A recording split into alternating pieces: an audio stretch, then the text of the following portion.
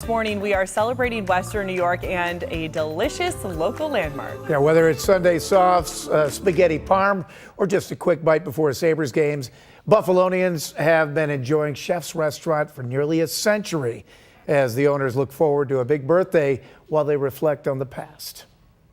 The year was 1923, the days of Prohibition, before the Depression, before City Hall was built.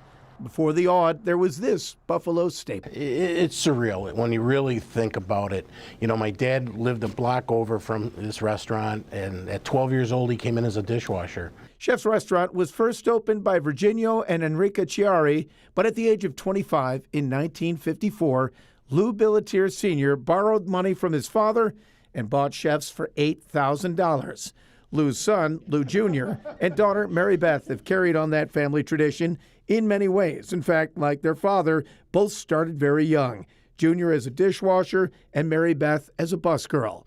Over the years, they learned the business and expanded it, even bottling their world-famous sauce and selling it in grocery stores across the country.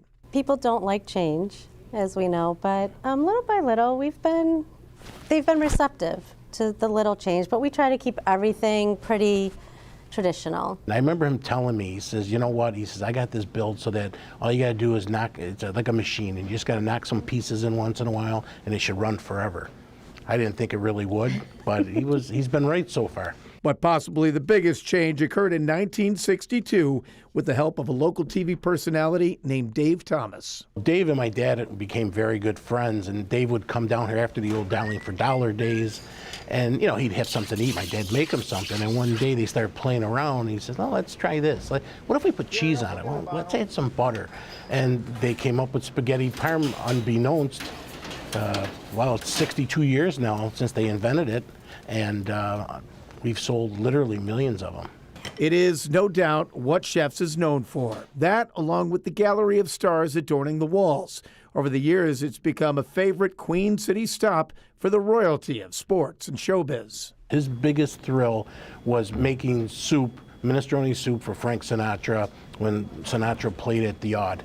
That was my father's biggest thrill ever, and he signed a picture for my dad and stuff. Wow. Meeting Red Skeleton when I was 18 years old, and Huey Lewis and the News.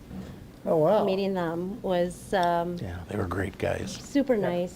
From presidents to rock stars, you'll see them on the wall, and you're also likely to see many of the Buffalo Sabres in for their game day lunches, a tradition that started in the earliest days of the team.